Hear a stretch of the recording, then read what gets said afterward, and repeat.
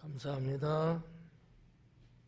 우리 서로 인사할 때 하나님께서 보시기에 참 좋은 사람입니다 라고 인사합니다.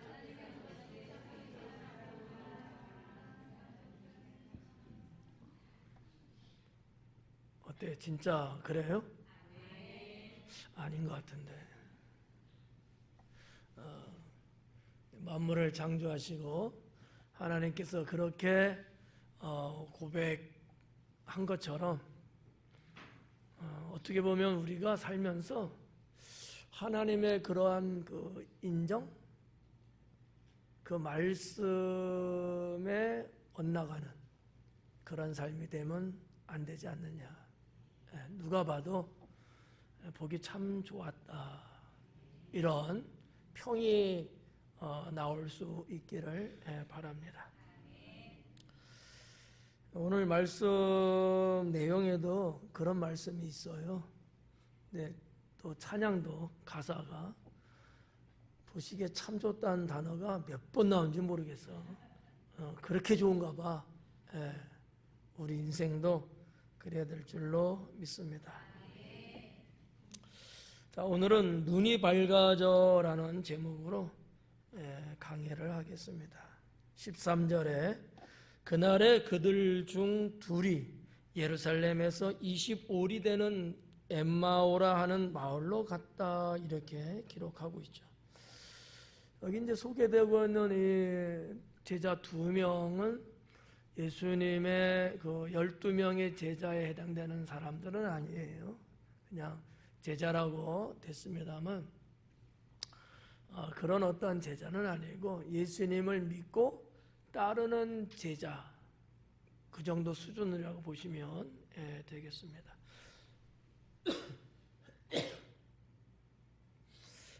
이들은 아마도 상당히 실망하고 돌아가는 길이었을 거예요. 정확하게 알 수는 없지만 순례객일 수도 있고요. 아니면 그냥 유대 땅에 살고 있는 사람일 수도 있어요. 근데 어쨌든 간에 예수님에 대한 소식을 듣고 또 6월절이기 때문에 예루살렘 오기도 했고, 6월절이 이제 사실은 끝났다고 보기는 좀 그래요. 왜냐하면 무교절이라는 7일이 있거든요. 6월절 자체는 끝났지만 하루이기 때문에 그 뒤로 7일이라고 하는 날짜가 무교절이라는 절기거든요. 그래서 어지간하면 유대인들은 이 무교절까지 다 이렇게 지켜요. 이어서. 근데 예수님이 돌아가시자마자 그들은 그 다음 날, 주일이 되겠죠, 예루살렘을 떠납니다. 이런 여러 가지 정황을 놓고 봤을 때 실망감이 엄청나게 컸을 것 같다, 이렇게 볼 수 있고요.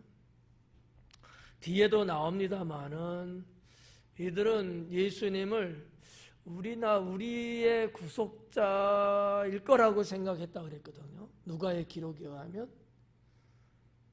죽었잖아요. 여기서 오는 절망감, 어떤 삶이나 미래에 대한 희망이 완전히 꺾여버린 상태에 그들은 아마 한숨을 쉬고, 조금 더 진보적으로 이야기하면 마음에 큰 불만, 이런 것들을 아마 지니고 지금 엠마오로 가는 길이었을 거다, 이렇게 예상해 볼 수 있습니다. 거기에 대한 내용들은 또 말씀 보면서 제가 드리도록 할게요. 일단 이 13절 말씀을 보면서 전체적인 것을 살짝 언급해 드린 거고요. 그날에 그들 중에, 그날에 이렇게 됐는데, 여기도 역시 우리 지난주에도 말씀드렸다시피 카이 이두라고 하는 단어가 앞에 있어요. 그런데 봐라, 이런 거. 그러니까 이거는 계속해서 누가의 어떤 이렇게 말해야 되나? 용법이거든요. 문장을 기록을 하면서 그 사람들은 자기만의 독특한 어떠한 그 문법을 사용들을 대부분 해요. 예, 아마 여러분들도 그런다고 볼 수 있어요. 어떻게 뭐 습관적인 거거든요. 근데 이제 누가는 습관적인 것은 아닌 것 같고 의도적으로 이런 단어를 자꾸 쓰지 않았을까. 계속해서 주의를 환기시키는 상황이 이렇게 해서 안 좋아지고 안 좋은 일들이 이렇게 벌어졌다. 그런데 봐라. 이 얘기는 그 뒤에 오는 좋은 일을 말씀하려고 하는 거예요. 안 좋은 상황이지만 그런데 봐라. 이렇게 되지 않았느냐. 이런 거거든요. 우리의 인생에도 힘들고 어려운 일들이 생기잖아요. 이게 뭐 국가적이든지 세계적이든지 아니면 나 개인적인 경우에도 이런 일이 자꾸 생기거든요. 그럴 때 우리는 이 누가의 이 방법처럼 그런데 보자. 이 신앙이 있어야 돼요. 저는 이것을 신앙이라고 받아들이고 싶거든요. 힘들지만 그런데 봐라. 하나님이 이렇게 하지 않느냐. 어려운데 봐라. 주님이 이렇게 역사하지 않느냐. 힘들고 고달프고 아프지? 그런데 봐라. 하나님이 그런 걸 통해서 은혜를 깨닫게 하고 하나님의 원하시는 목적을 향하여 조금씩 나가고 있지 않느냐. 이런 메시지거든요. 단순하게 이거를 학문적으로만 보면 안 돼. 이 성경을 해석하는 분들은 영성이 뛰어나겠지만 학문적으로만 너무 치우친 것 아닐까? 이 생각을 그냥 저 개인적으로 해봐요. 왜냐하면 누가의 상당히 의도적인 메시지가 담겨있는 카이이두라는 단어를 다 빼요. 왜 그랬을까? 이거를 영적으로 잘 곱씹어 보면 상당히 반전을 말씀하고 있는 하나님의 역사, 하나님의 능력을 접할 수 있는, 경험할 수 있는 어떠한 것을 암시하고 있는, 그래서 우리의 시각을 그쪽으로 돌리게 만드는, 우리의 어떤 고정관념이나 우리의 잠겨져 있는 생각을 열어주는 그런 의도가 상당히 있는 거거든요. 그런데 이게 번역이 이제 안 되고, 그래서 뭐 성경을 보는 분들 어떻게 해석할지 모르지만 저는 이 카이두라고 하는 단어를 이렇게 해석하고 싶다는 거예요. 인생에 고달픈 것이 있지만 봐라, 하나님이 그럼에도 희망을 주지 않느냐. 이런 어떤 의미. 반전을 느낄 수 있게 해주는 그러한 의미가 그런데 봐라라는 것이 아닐까 이렇게 생각합니다. 그리고 그날에 그래서 그날에 이 그날에 그들 중 둘이, 그날이라는 얘기는 언제를 말하냐면 예수님이 부활한 그날을 말하는 거예요.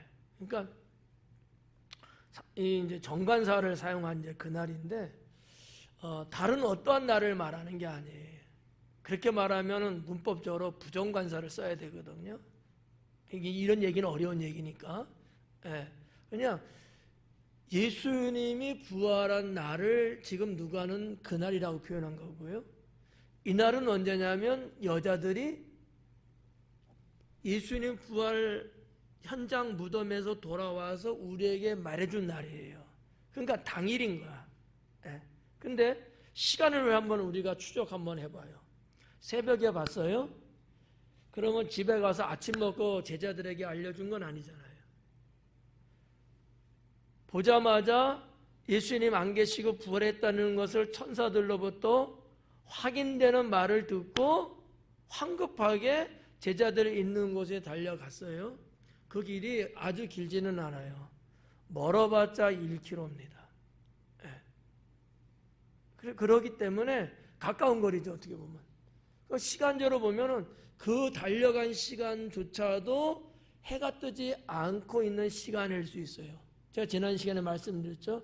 여자들의 말을 듣고 베드로가 자리에서 일어나 달려갔는데 그 시간 자체가 어두웠을 때다라고 제가 말씀드렸잖아요. 그러면 듣고 그럼에도 불구하고 이 두 사람은 그 모여있던 그 무리들 중에 다시 또 나와서 절망감을 안고 엠마오로 가는 거예요. 이때쯤이면 아마 해는 떴을 거예요. 아침 정도 됐겠죠. 오전. 늦어야 오전이고 일렀으면 아마 아침 정도 8시에서 한 9시, 10시쯤은 되지 않았을까 이렇게 볼 수 있는 거죠. 그러니까 시간적으로 추적해 보면은 상당히 그 짧은 시간 안에 사건이에요. 근데 누가는 이것을 시간으로 말하지는 않았지만 당일로 기록을 한 거예요. 당일로. 그렇게 보면 이 엠마오로 가는 이 제자들도 같이 모여있던 제자들도 예수님 죽음에 대한 그 아픔과 슬픔 그리고 희망이 꺾여버린 이 어떤 고통을 여전히 지금 가슴에 안고 있는 상태거든요. 그때에 이 엠마오로 가는 2명의 제자들이 있었다라고 하는 것이죠. 이런 설명이 여러분에게 뭐 도움이 될는지는 모르겠네.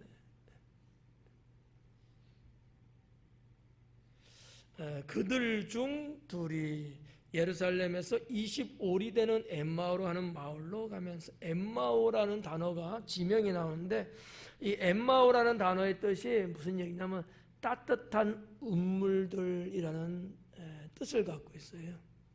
그렇다고 보면 아마 그쪽에 글쎄 온천이 나오진 않았을까? 음물물인데 따뜻한 음물물이에요. 상당히 뭐 직설적인 표현 아닌가요? 온천물이 어때요? 따뜻한 물이잖아. 그러니까 음물물이니까 아마 거기서 물을 길어 먹는 정도의 음물들이 있었을 거예요. 더군다나 복수를 쓰고 있거든요. 여러 곳에 음물이 있는데 그 물이 따뜻했다 이런 아마 뜻을 갖고 있는 엠마오. 저도 가보지는 않았습니다만 그래서 언젠가 기회가 되면 한번 가보면 참 좋을 것 같다라는 생각을 말씀 준비하면서 하게 됐어요. 전에는 그렇게까지 생각은 안 해봤는데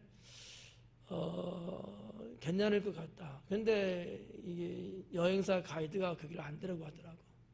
근데 정확한 장소는 아무도 아직도 모른다 그래요. 근데 이 거리가 누가에 의하면 25리쯤 된다고 하니까 그러면 약 한 10km, 11km 정도 되거든요. 우리로 말하면 딱 10km에 25리면 10km인데 이 스타디온이라고 하는 단어 이게 헬라어예요. 여기 보니까 스타디온 헥세콘타 이렇게 돼 있거든요. 이 헥세콘타라고 하는 것은 60이라는 단어예요. 60, 숫자 60. 스타디온은 1스타디온이 한 600피트 정도 되거든요. 1피트는 한 30점 몇몇 돼요. 한자 정도 되는 거거든요. 그러니까 600피트니까 한 180m 정도. 근데 더 정확하게는 한 185m 정도 되는 거리 곱하기 60 하면 약 한 11km쯤 나와요. 그래서 이제 아직까지는 여기다라고 고고학적으로 말하는 학자들은 없더라고요. 근데 한번 추적을 한번 해봤어요. 했는데 10km, 11km 되는 지점에 엠마오 같은 지역은 못 느꼈고요. 한 23km쯤 가면 지금도 지명이 엠마누스인가 뭔가 이름이 있어요. 그래서 그걸 찾아냈는데 맞는지 안 맞는지는 몰라요. 그러니까 왜냐하면 성경에 10km라고 해야 나와서 그러면 10km 그 근방을 아무리 조사를 해봐도 안 나오더라고요. 근데 한 23km쯤 되는 데 가면 지금도 마을이 있어요. 그 이름이. 근데 그게 엠마오인지 언어적으로는 맞아요. 근데 그 장소인지 아닌지는 이제 모르겠고, 또 뭐 많은 시간이 흘렀기 때문에 때로는 성경이 기록될 당시, 그리고 지금 2000년이 흘렀거든요. 그러면 우리가 성지순례 다녀보면 옛날에 그 도시는 뭐 이런저런 일에서 뭐 황폐해지고 도시가 다 사라지고, 그러나 그 지명을 따고 있는 이름을 그대로 다른 곳의 도시를 만든 경우들이 있거든요. 그 중에 대표적인 게 빌립보예요. 빌립보의 옛 도시는 없어졌어요. 그러나 그 이름을 따갖고 그 가까운 곳에 지금도 빌립보라는 도시가 갖고 있거든요. 이런 식으로 시간이 많이 바뀌어서 그랬는지 어쩐지 몰라도 하여튼 제가 나름대로 조사하고 연구한 바에는 그 정도까지만 이렇게 이제 볼 수 있는데, 자, 아무튼 뭐 거리는 중요한 게 아니고 25리쯤 되는 엠마오라는 마을로 가면서 그래요. 이 방향이 예루살렘이, 여러분 이렇게 보셔야 되겠다. 여기가 예루살렘이면 이쪽이 서쪽이라고 했을 때 지중해입니다. 예, 예루살렘에서 이 서북 방향으로 가는 거예요. 이렇게 가는데 저 끝자락 지중해 쪽으로 끝에까지 가면 어디가 나오냐면 요바가 나와요. 방향이, 예, 방향 쭉 가면 지금도 그 도로는 큰 도로가 돼 있어요. 고속도로처럼 옛날부터 다녔던 큰 도로이기 때문에 그거를 그대로 지형적으로 그대로 사용하고 있는 거죠. 예. 끝자락까지 가면 요바인데, 베드로가 환상을 봤던 장소거든요. 요바인데 그게 훨씬 가기 전에 약 한 23km쯤에 엠마오라고 느낄 수 있는 그러한 장소가, 마을이 있는데 방향은 이제 그쪽인 거예요. 그러면 이 두 사람이 어디 사람인지는 몰라도 아마 엠마오를 가려고 한 건지 아니면 요바까지 가려고 한 건지, 왜냐면 순례객이라면은 배를 타고 자기네 원래 살던 데로 가려면 항구로 가야 되거든요. 이런 부분들은 한 번쯤 유추해 볼 수 있는 거예요. 그래서 저는 이 두 사람이 원래 유대 땅에 살고 있는 사람일 수도 있고, 또 하나는 순례객, 디아스포라일 수도 있겠다라고 보는 거죠. 6월절이기 때문에 지키기 위해서 온 사람들이 상당히 많았거든요. 육로를 통해서 오는 사람들도 많았지만 배를 타고 오는 사람들이 많아요. 지중해로. 왜냐하면 그 옛날에 이스라엘, 북이스라엘 그리고 남유다까지 망하고 그때 이스라엘 유대 백성들이 거의 다 많이 흐트러졌어요. 타국으로 다 뿔뿔이 흩어지고 뭐 이렇게 저렇게 해서 다 이렇게 나갔는데, 나간 중에서 지중해 연안 쪽으로 많이 나갔거든요. 그래서 아마 배 타고 온 순례객일 수도 있겠다, 이렇게 이제 보는 거죠. 요나도 이 지중해 요나가 배를 타고 도망갔잖아요. 니느웨 가라는데 다시스를 갔잖아요. 그 바다가 지중해예요. 그리고 그가 갔던 곳이 스페인 끝자락 항구입니다. 명칭은 다르지만 옛날에 스페인 갔던 우리 축구부는 제가 그곳을 데려갔었어요. 그러니까 이런 식으로 이스라엘은 지중해를 끼고 있는 나라거든요. 그래서 이쪽으로 많이 움직였어요. 그게 훨씬 더 쉽거든요. 육로를 타고 계속 가기는 어렵기 때문에 이런 여러 가지를 고고학적으로 좀 볼 때에 뭐 그럴 수도 있겠다, 이렇게 이제 보는 거죠. 자, 아무튼 자, 엠마오라는 마을로 가면서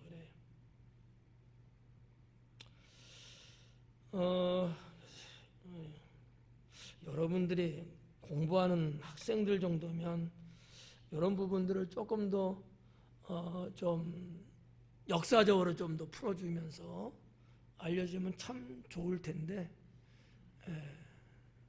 별로 그냥 재미없는 것 같고 몰라도 되는 거기 때문에 좀 그런 게 있어요. 왜냐하면 이 스타디온이라고 말했잖아요. 이것이 여러분 우리가 요즘 사용하는 스타디움 있죠. 경기장. 스타디움이 스타디온에서 나온 거거든요.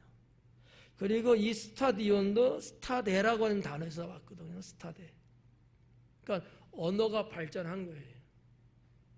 헬라어가 영어로 바뀌면서 스타디움이 된 거거든요. 작년에 제가 이탈리아 갔을 때 이 스타디온이라고 말하는 이 경주장을 제가 가봤거든요. 그러니까 스타데라고 하는 스테데라고 하는 이 단어가 원래인데 그게 무슨 얘기냐면 그 원형 극장에 이 마차 경주하는 데들이 있잖아요. 원형 경기장.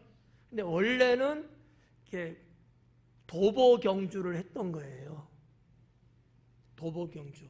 그래서 그 이탈리아 시내 그 올림픽 주 경기장에 가면 그 스타디움이 있거든요. 이제 그런 데서 걷는 거로 경주를 했어요. 근데 그 걷는 게 그 당시 180m였다는 거죠. 길이가 이렇게 돌아야 되니까 거기서 나온 단어예요. 스테데가 그런 의미예요. 180m. 그래서 스타디온이라는 헬라어로 그게 만들어졌고 그것을 영어로 스타디움이라는 단어가 됐다는 얘기죠. 이런 저런 그런 얘기를 곁들여서 이렇게 드리면 참 좋은데 뭐 별로인 것 같아서 시간만 가고 하니까 좀 못 해드리는 거지. 공부하는 학생들 정도면 괜찮을 것 같은데 아무튼 다 고고학적인 역사적인 얘기들이에요. 14절에 이 모든 된 일을 서로 이야기하더라 그래요. 이 모든 된 일을 서로 이야기했다. 이 모든 된 일이라고 했는데 이 모든 된 일은 뭐냐? 뭐 이런 거예요. 예를 들면 예수님 예루살렘에 유월절 지키기 위해서 가셨잖아요. 가서 봤는데 지금 예루살렘 성전에 보여지는 모습은 어땠어요?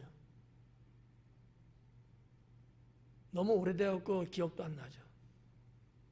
지금 성전에서 장사하고 지금 물건 팔고 그러고 있잖아요. 예수님이 그래서 성전을 청결케 하는 일이 벌어졌잖아요. 이게 엄청난 사건이었거든요. 그리고 나서 예수님 뭐 겟세마네에서 기도 이런 거는 여기에는 이 사람들은 큰 의미 없는 거예요. 일반 백성들이 볼 때 큰 사건들을 생각하는 거 그런 이야기들을 하는 거지. 그러면 붙잡히시고 그리고 신문 받으시고 죽으시고 갈보리에서 숨을 거두시고 그리고 무덤에 가시고 부활하시고 이런 것들이 이 모든 된 일이라고 하는 거예요. 그런 얘기를 주고받는 거야. 왜냐하면 당신들이 유월절을 지키기 위해서 왔든지 예수님의 제자로서 따르기 위해서 있었던지 어쨌든 예루살렘에 같이 있었거든요.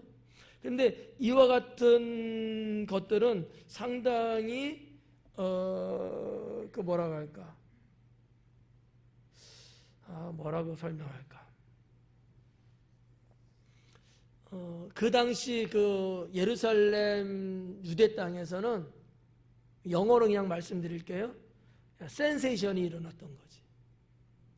이 무슨 단어냐 하면은 사람들이 어떠한 뭐 사건이나 어떠한 시대의 흐름이나 뭐 이런 걸 통해서 주체할 수 없을 정도로 막 흥분이 막 되든지 막 경이로운 일같아 갖고 깜짝 놀라든지 한 환경과 시대가 확 뒤집어지는 바뀌어지는 어떠한 사건을 말할 때 센세이션이라는 단어를 쓰거든요.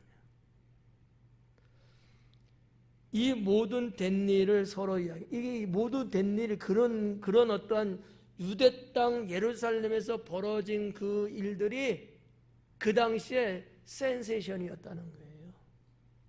그런 일이 없었거든요. 그런데 그런 일이 있었기 때문에 이들은 상당히 충격적인 가슴을 안고 가면서도 그 얘기를 계속 나누는 거예요. 제가 이 두 사람의 마음속에 들어가 보지는 않았지만 이 두 사람은 제가 성경에 기록된 누가의 말씀을 좀 더 심리적으로 좀 봤을 때 이 두 사람은 가면서 그랬을 것 같아요. 도저히 나는 이해할 수가 없어.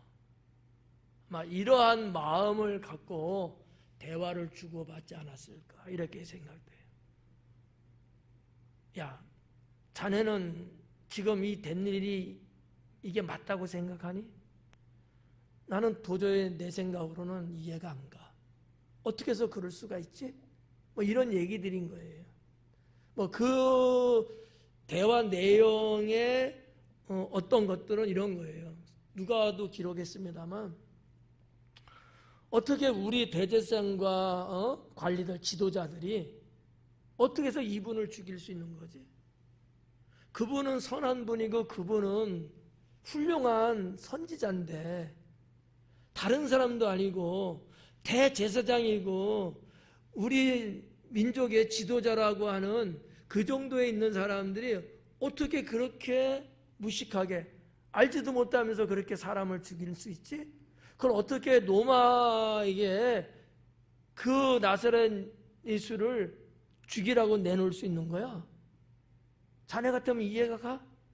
이런 어떠한 그러니까 그 가슴에 울분도 있고 납득이 안 가는 상황에 대한 수수께끼도 지니고 있고 아마 이랬을 거다라고 저는 보는 거죠. 너무 나갔나요? 성경을 깊이 뜯어보면 그런 어떤 심리적인 부분들을 충분히 뽑아볼 수 있다는 얘기예요. 뭐 누가 이런 말을 써서 제가 말씀드린 게 아니고 제가 강의를 준비하면서 사람의 심리와 누가의 기록된 내용과 당시의 정황과 고고학적인 것들을 다 이렇게 한번 퍼즐로 맞춰보니까 이 사람은 단순하게 아유 이제 끝났어 아유 몰라 나도 이제 그냥 가 이렇게 가는 정도의 사람이 아니었다는 거지. 계속 가는 내내 그런 자기들의 마음속에 풀리지 않는 수수께끼 같은 것들을 서로 주거니 받거니 하면서 가고 있었다라는 얘기예요. 저 같아도 아마 그랬을 것 같아. 저 같아서도. 네. 하여튼 그렇답니다. 이 모든 된 일을 서로 이야기하더라. 15절에 그들이 서로 이야기하며 문의할 때에 예수님께서 가까이 이르러 그들과 동행하시나 그래. 자, 이 두 사람이 서로 이야기하는데 예수님께서 가까이 이르러 그들과 동행하시나 그래. 동행. 이 동행하시나라는 이 단어가 3인칭 단수 미완료형으로 되어 있거든요. 그러니까 3인칭은 이제 그니까 단수예요. 그들이 아니고 그 이렇게 되는 건데, 근데 미완료형이야. 무슨 얘기냐면 동행을 했는데 이게 그가 예수님이죠. 단수니까 3인칭 단수의 그가 미완료형이니까 지금 계속해서 같이 걷고 있다라는 얘기예요. 그러니까 여기 지금 그들과 동행하시나 이렇게 번역됐지만 이 말을 제 방식으로 번역을 하면 이렇게 하는 거죠. 그들과 그가 계속 함께 걸으시나. 저는 이렇게 번역할 수 있지 않을까라는 거예요. 그는 예수님이 그들과 함께 계속해서 거닐고 있었다라는 얘기거든요. 근데 이 시간, 그 같이 걷는 시간이 어느 정도냐는 알 수는 없지만 미완료형을 쓴 것을 놓고 봤으면 어느 정도 일찍부터 지금 현재도 걷고 있고 앞으로도 계속 걷고 있다고 하는 것을 암시하고 있는 단어거든요. 그러니까 예수님이 갑자기 짠 나타나고 뭐해? 이게 아니고 그들이 서로 주고받는 대화가 있는데 주님이 계속 걸었던 거야. 어느 시간 정도는. 그리고 어느 타임에 주님이 뭘 그렇게들 이야기하십니까? 하고 묻는 거예요. 그들의 대화 이야기를 어느 정도는 주님이 지금 듣고 계신 거지. 그런데 그들은 그가 예수님인지를 알지 못해요. 근데 아이러니한 게 뭔지 아십니까? 그들은 예수님의 얼굴을 본 사람들이에요. 가까이서. 그럼에도 불구하고 그들은 예수님인지를 알아보지 못해. 이유가 뭘까요? 에? 그렇죠. 예수님은 죽었다고 생각하고 있는 이 생각이 딱 각인이 돼 있는 거야. 죽은 사람이 우리 앞에 있을까라는 것은 전혀 생각할 수 없는 거죠. 그래서 예수님은 분명한데 예수님이라는 생각을 못하고 있는 거예요. 그게 오늘 여기 성경에 있어요. 이제 그런 내용 16절에 그들의 눈이 가리워져서 그인 줄 알아보지 못하거늘, 요 대목이죠. 눈이 가리워졌대요. 그래서 예수님인지 알아보지 못했다는 거죠. 제가 말씀드린 것은 여기에 안 나타나요. 근데 눈이 가려졌다 그래요. 자, 이것도 3인칭 복수 미완료형 수동태로 되어 있거든요. 3인칭이야. 자, 예수님이죠. 근데 3인칭 복수잖아요. 그들이니까 두 명을 말하는 거예요. 그들의 눈이 가려졌대. 근데 미완료형이야. 근데 여기에 하나 더 붙인 게 수동태예요. 이 가려졌는데 수동태야. 계속 못 보고 있는 거예요. 근데 수동태야. 가려진 게 나에 의해서 내가 못 보는 게 아니고 못 보게 했다는가 누가 못 보게 했을까요? 하나님께서 보지 못하게 했다라는 거죠. 이유는 뭘까요? 이거는 각자 여러분 나름대로 생각하셔도 되는데 제가 볼 때 이런 거예요. 그냥 스르르 그냥 언제 오셨어요? 이렇게 알아보는 게 아니고 하나의 그 효과를 예수님 부활이라고 하는 이 효과, 임팩트를 엄청나게 제자들에게 충격적으로 알리기 위한 아마 그러한 것이 아니었을까라는 거죠. 그러니까 저는 효과라는 개념으로 말씀드리고 싶은 거예요. 하나님이 하시는 어떠한 부활의 능력을 이 두 사람이 효과적으로 받아들일 수 있는, 그래서 하나님이 눈을 가리우게 했다 이렇게 보는 거죠. 이런 것을 이제 신학에서는 신적 수동태 이렇게 말하거든요. 신적, 하나님이 하시느리다. 신적 수동태예요. 그리고 이 신적 수동태, 이 눈이 가리워져서 이건데 하나님의 의도적인 눈가림, 하나님의 눈가림이에요. 못 보게. 우리 이제 애들하고 때로는 뒤에서 이렇게 눈 이렇게 가리고 누구게 뭐 이런 놀이 있잖아요. 그런 것 같은 거예요. 하나님의 가림이에요. 우리가 인생을 살면서 때로는 하나님이 이렇게 내 눈을 가리시는 경우들이 있어요. 이유는 여러 가지지. 봐서는 안 될 일이라면, 내가 굳이 알아서 좋을 게 없다면 하나님이 우리의 눈을 이렇게 가려줘요. 이런 경우가 있고요. 이 사건처럼 하나님의 역사인데 내가 마음이 둔해. 그리고 조금 뭐라 할까, 영적인 부분이 무디어. 그래서 별로 효과가 없어. 그냥 짠하면 어느 정도의 충격, 효과를 줘야지만이 그제서나 깨달아. 이런 사람들은 이런 하나님의 강력한 임팩트가 때로는 있어요. 늘 말해도 말 귀담아 듣지도 않고 아이 이렇게 하면 되고 이런 사람들이 있잖아요. 어지간해 갖고는 꼼짝도 안 해. 이런 사람들이 있어요. 그럼 하나님 한 번에 딱 모았다가 한 방에 팡 터뜨리는 거야. 그러면 이제 정신 나가죠. 그러면서 주님의 역사를 이제 깨닫는 그런 사람들이 있어요. 근데 좋은 거는 아니죠. 타격은 엄청나게 크기 때문에 누군가 한 명이 죽든지 고칠 수 없는 질병에 걸리든지 아니면 뭐 해결할 수 없는 문제에 봉착을 하게 한다든지 우리는 너무나 하나님 은혜에 너무 익숙해 있어 갖고 어지간한 거는 별로 이렇게 체감을 잘 못하는 그런 분들이 있어요. 이게 좋은 건 아니잖아요. 영적으로 작은 일에도 와 너무 좋다 이래야 되는데 뭐 다 그런 거 아니야? 이런 사람들은 하나님의 효과적인 부분을 위해서 한 방에 빵 터뜨리는 경우 있어요. 그래야 주님 앞에 무릎 꿇고 꼬꾸라지거든요. 어떻게 생각하세요? 아무도 뭐라고 알 수는 없지만 하나님의 이 가림이라고 하는 이 방법은 이렇게 다양합니다. 이것도 하나님의 가림이에요. 하나님의 가림. 아까도 말했잖아요. 예수님이 있는데도 예수님 얼굴도 아는 사람인데도 불구하고 예수님인지 알 수가 없는 거예요. 이런 부분들을 우리가 좀 느낄 수 있고요.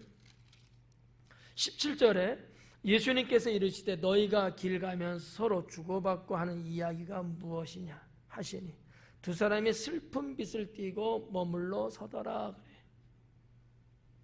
자, 슬픈 빛을 띠고 번역은 잘 됐죠. 근데 이 말을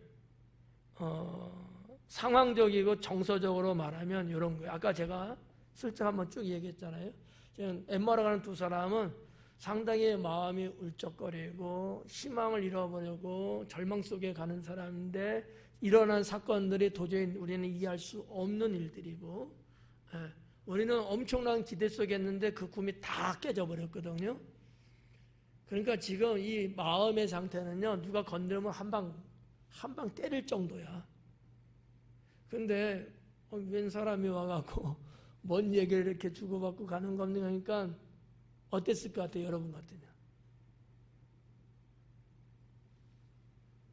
언짢은 거야. 그런 누가 옆에서 우리의 주고받는 대화를 듣고서 뭔 얘기를 이렇게 주고받고 계십니까? 이 말을 할 때 지금 감정이 지금 단풍이거든. 지금 뭐만 있으면 터질 정도의 지금 고통 속에 있는 사람들이거든요. 그래서 주님을 쳐다볼 때의 그 마음은 슬픈 빛을 띠고 있다고 번역됐습니다만 그냥 제가 추가해서 좀 한다면 언짢은 듯이 봤다 이렇게 번역할 것 같아요. 지금 뭐든지 지금 탐탁지 않은 거야. 그만큼 이 두 사람은 완전 그러기에 빠졌어요. 완전 밑바닥에 주저앉을 정도까지 떨어진 상태가 였을 것이다. 이렇게 볼 수 있는 거죠. 그래서 언짢은 안색으로 머물러 서더라. 언짢아요. 이자도 같은 패하냐? 뭐 이런 식으로 언짢은 거야. 그 언짢은 그 기색이 얼굴에 있는 거지. 그걸 누가가 그렇게 쓴 거예요. 18절에 그 한 사람인 글로바라 하는 자가 대답하여 이르되 당신이 예루살렘에 체류하면서도 요즘 거기서 된 일을 혼자만 알지 못하느냐 그래. 아까 앞부분에서 그들이 이 모든 되어진 일을 이야기했다 그랬잖아요. 그때 제가 센세이션 말씀드렸잖아요. 여기도 지금 그런 내용이에요. 당신이 예루살렘에 체류하면서 이 체류하다는 단어가 파로이 케이스라는 단어인데 순례하다라는 뜻을 갖고 있고요. 또 하나의 뜻은 낯선 사람으로 머물다라는 뜻을 갖고 있어요. 낯선 사람으로 머물러 있다는 얘기야. 다른 말로 말하면 그냥 나그네. 거기 정착해서 사는 사람이 아니고 나그네처럼. 당신이 거기에 머물러 있으면서 거기서 있었던 일을 모르고 있단 말입니까? 하고 가뜩이나 그냥 속이 불편한데 예수님이 그러니까 언짢게 쳐다보면서 한 방 탁 날려버리는 거예요 지금. 그러니까 글로벌한 사람이. 그래서 이제 거기서는 예루살렘을 말하는 거고요. 된 일을 혼자만 알지 못하느냐? 거기서 된 일을 당신만 모르는, 다 안다는 얘기예요 이게. 예루살렘에 사람 다 알아. 근데 당신은 거기서 하는데 그것도 몰라? 이런 바보 같은 놈, 뭐 이러는 거야. 속이 엄청나게 불편해요. 네. 다 아는 건데 당신은 지금 몰라서 묻는 거야? 알면서도 묻는 거야? 뭐 이렇게 좀 때로는 좀 싸우자는 듯이 이러한 상황의 어떤 표현을 누가가 한 거예요. 혼자만 알지 못하느냐 그런 거지. 다 아는 일을. 이 다 아는 일이 뭐예요? 센세이션의 일들인데 정말 예루살렘 자체가 뒤집어지고 모든 사람들이 다 알아서 극도의 지금 흥분 상태고 지금 걷잡을 수 없는 상황이었는데 당신이 이렇게 태연하게 그것도 모르고 있어서 뭐하고 살았는데 막 이러한 어떤 정서적인 부분을 글로벌하는 사람이 이야기했다는 얘기죠. 그 내용은 아까 말씀드린 거예요. 성전을 청결케 하는 사건이라든지 붙잡히시고 신문 받으시고 죽으시고 부활하 이런 것들. 요게 시간적으로 한 4, 5일 정도 걸렸을 거예요. 성전 척결서부터 청결하게 하는 것부터 부활 시간까지 따져보면 그 정도 아마 시간 걸렸을 거예요. 그러니까 웬만한 사람은 기간도 길지 않은 거기 때문에 이렇게 기억을 못할 수 있는 건 아니죠. 다 아는 사건이죠. 19절에 이르시되 무슨 일이냐 이르되 나사렛 예수의 일이다. 누가의 세밀함이 여기 나와요. 그냥 예수의 일이다 이렇게 되는데 꼭 나사렛을 집어넣은 거예요. 정확한 것은 누구한테 물어봐야 되겠지만 예수라는 이름, 이 예수스거든요. 헬라어로 예수스인데 이 예수라는 이름은 흔한 이름이에요. 구약시대 때 여호수아도 뜻은 똑같은 예수거든요. 구약의 히브리어하고 신약의 헬라어의 차이지 발전이 그렇게 된 거예요. 여호수아, 예수와 예수스 이렇게 내려오는 거거든요. 언어적으로. 그런데 나사렛을 붙였던 것은 많은 사람들이 예수라는 이름을 갖고 있어. 우리나라 영철이처럼. 요즘은 영철이라고 남자 이름 짓는 경우가 없는 것 같더라고. 근데 저 때는 영철이 너무나 흔한 이름이에요. 국어책에도 나와 영철이. 철수 뭐 이런 거. 근데 그렇게 말하면은 정말 우리 선생님 예수님이라는 거를 이게 헷갈릴 수 있는 거니까 나사렛 예수 이렇게 딱 못을 박은 거지. 나사렛 예수님의 일이니 그는 하나님과 모든 백성 앞에서 말과 일에 능하신 선지자이거늘 그래. 자, 아주 중요한 기록을 했어요. 우리는 여기서 도전을 받아야 돼요. 뭐냐면 하나님과 모든 백성 앞에서 하나님 보시기에나 사람이 보기에나 말과 행동에는 능한 사람이다. 무슨 얘기냐면 말과 행동이 선하다는 얘기예요. 말은 이렇고 행동은 저렇고 이런 사람이 아니라는 얘기야. 당신이 말하는 것과 행동하는 것이 같다라는 얘기예요.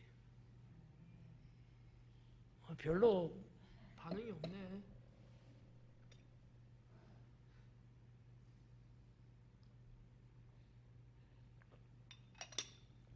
여러분도 그렇게 사니까 지금 반응이 없는 거죠. 내가 하는 말과 내가 행동하는 거하고 똑같이 그렇게 내가 말하는 대로 그대로 내가 사니까 그렇게 살아야 돼요. 근데 우리는 그렇게 사실 못 살 때가 많잖아. 아까 이재동 안수집사님 대표기도 하면서도 그렇게 하나님께 고백하고 회개하잖아요. 그게 우리야. 그런데 예수님은 아니었다는 얘기죠. 말과 행동이 같다는 얘기예요. 근데 같다는 정도도 아니고 능하다는 얘기야. 능하다고. 예, 능하다고. 그럼 얼마나 이게 사람들이 볼 때, 야, 정말 말처럼 산다. 정말 말씀만 하는 게 아니고 행동으로 우리한테 그렇게 보여주고 있는 사람이구나. 이게 탁월하다는 얘기예요. 그렇게 지금 누가는 기록했거든요. 그런 능하신 누구다? 선지자이다라는 거죠. 그러니까 뭐 예수님을 메시아라고 믿는 사람은 거의 없다고 봐야 되고요. 여기 두 제자도 그렇고요.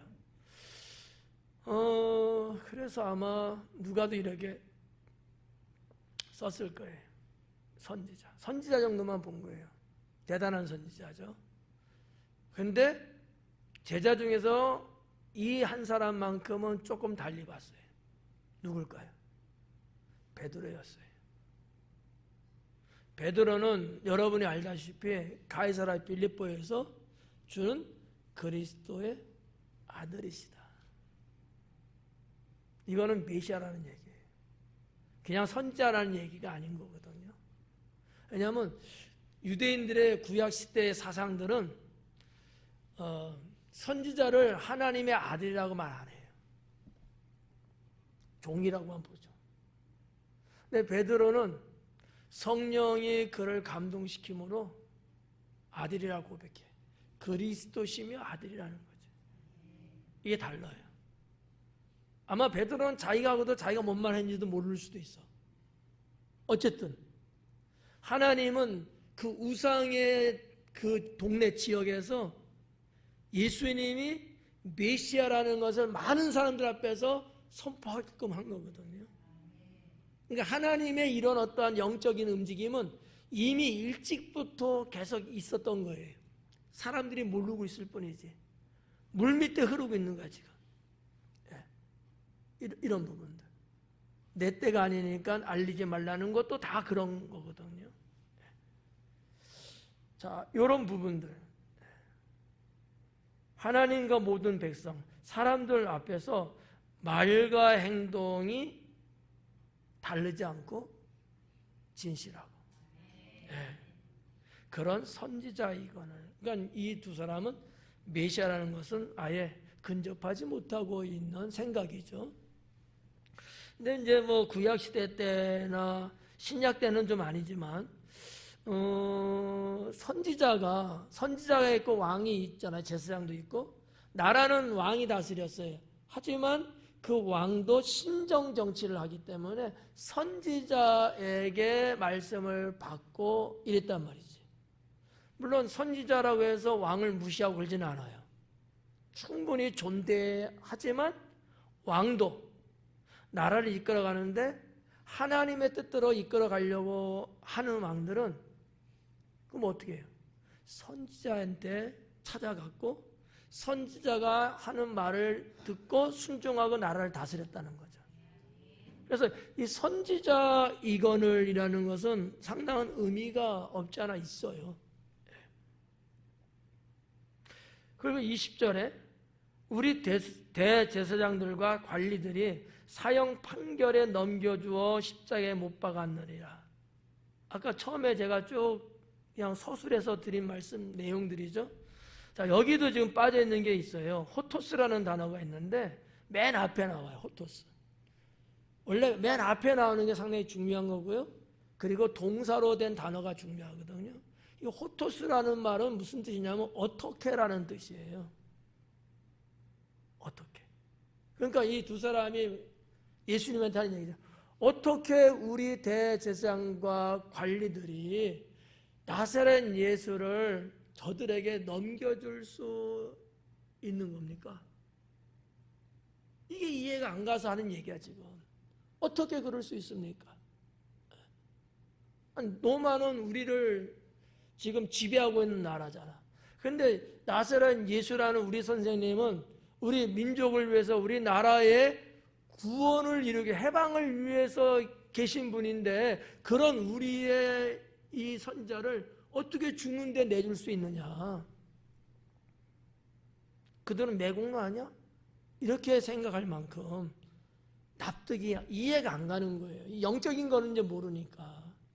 왜냐하면 선지자 이건을이라는 얘기는 뒷부분에도 물론 있습니다만은 무슨 얘기냐면 우리를 로마로부터 구원시킬, 누가의 기록에 보면은 구속이라는 단어로 번역해냈거든. 그 아래쪽에 그게 무슨 얘기냐면 구원을 말하고 있는 거예요. 정치적 구원을 말하고 있는 거예요. 그래서 당시에 제자들이 많이 따른 사람들이 진리라는 것 때문에 따르지만, 그러나 그 중에 어느 소수는 이렇게, 아, 이분이 우리나라를 로마로부터 해방시켜 줄 수 있는 분이구나, 이렇게 굳게 믿었거든요.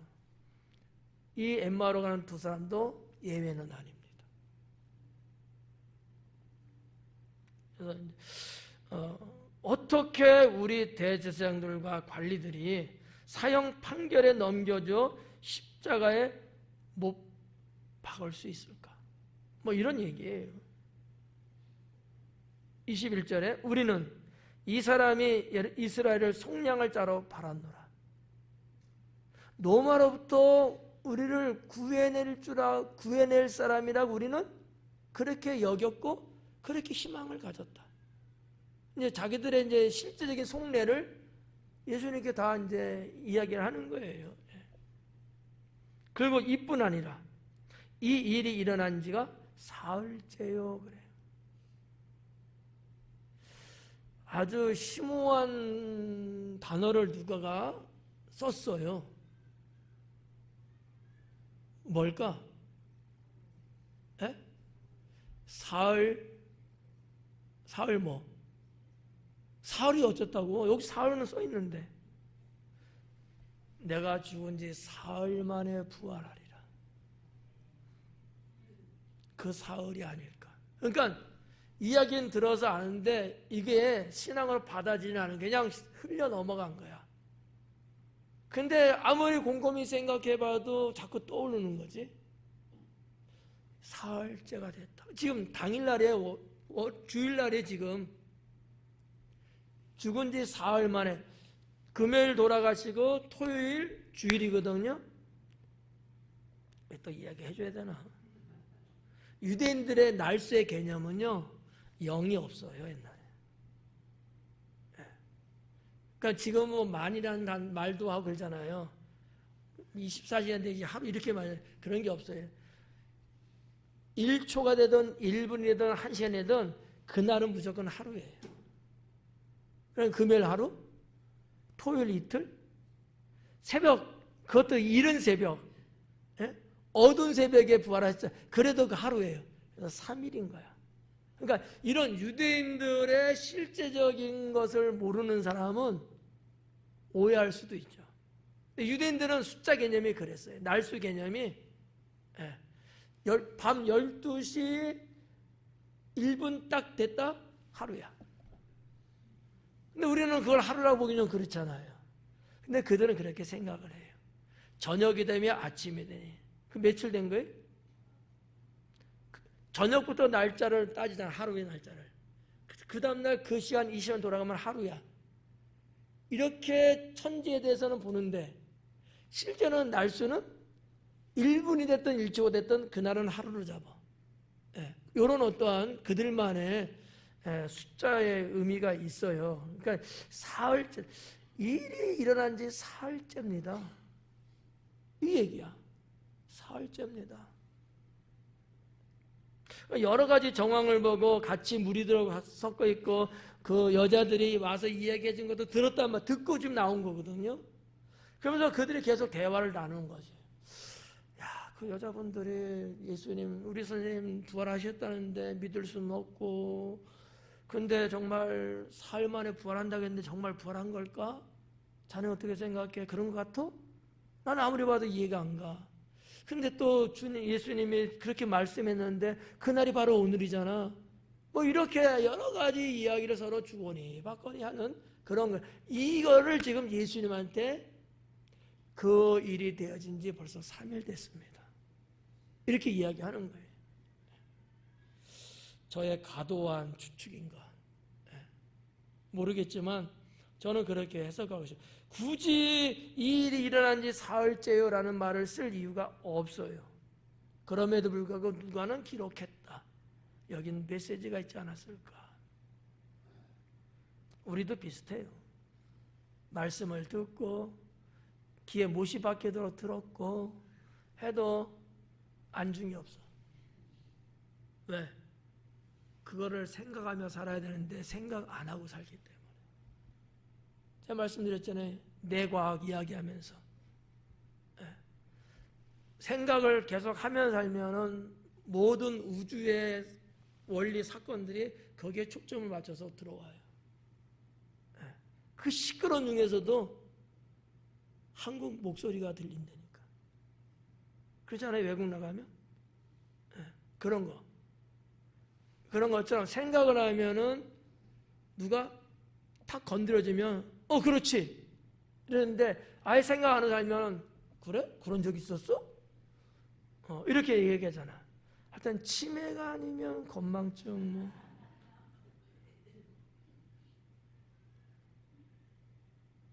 자, 하여튼 뭐 그런 거. 22절에 또한 우리 중에 어떤 여자들이 우리로 놀라게 하였으니 이는 그들이 새벽에 무덤에 갔다가 알고 있는 거예요 지금요. 이런 거 여자들이 와서 이야기한 거 다 듣고 떠난 거거든. 왜? 믿을 수가 없었던 거지. 어떻게 죽은 사람이 살아나냐고. 이게 그런 것을 믿을 수 있는 믿음은 없었던 거예요. 훌륭한 분, 좋은 분, 이런 분으로서 예수님을 믿고 따르고 야, 우리나라를 구원할 그분이구나. 뭐 이런 어떤 쪽의 제자들이지 영적인 어떤 제자는 아닌 것 같아요. 무덤에 갔다가 그의 시체는 보지 못하고 와서 그가 살아나셨다 하는 천사들의 나타남을 보았다 함이라. 이렇게 뭐 더구나 천사가 그랬다는 것까지 다 이렇게 소상하게 얘기해 줬음에도 불구하고 그런 거야. 그렇지만 사흘이라는 이 숫자는 그들이 그래도 머릿속에 맴맴 돌고 있지는 않았을까 이렇게 볼 수 있죠. 오늘 여기까지만 하겠습니다.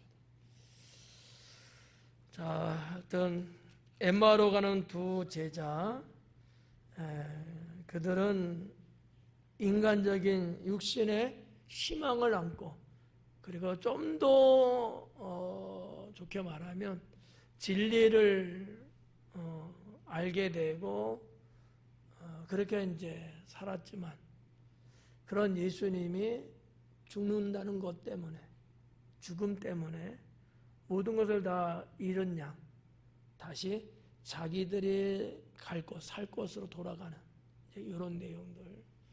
이게 비단 엠마오로 가는 이 제자들만 얘기는 아니에요. 오늘 우리도 이럴 수 있어요. 정말 하나님 믿는다고 하면서 이렇게 지금 여러분 예배에 나와 앉아 있으면서도 언제 어떤 상황에서는 코가 쑥 빠져갖고 하나님을 믿음으로 접근하려고 하기보다는 인간적인 거에 커서 거기에 눌려가지고 아마 어느 곳을 향해서 갈는지도 몰라요. 우리들 얘기예요. 어떻게 보면 똑같은 사람들이니까. 그러지 않으려면 영적인 것을 생각하며 살아야 돼요. 영적인 것을. 그래야 울타리, 하나님이 줄로 재어준 구역을 벗어나지 않을 수 있습니다. 그게 뭘까? 주님 안에 사는 거죠. 기도하겠습니다.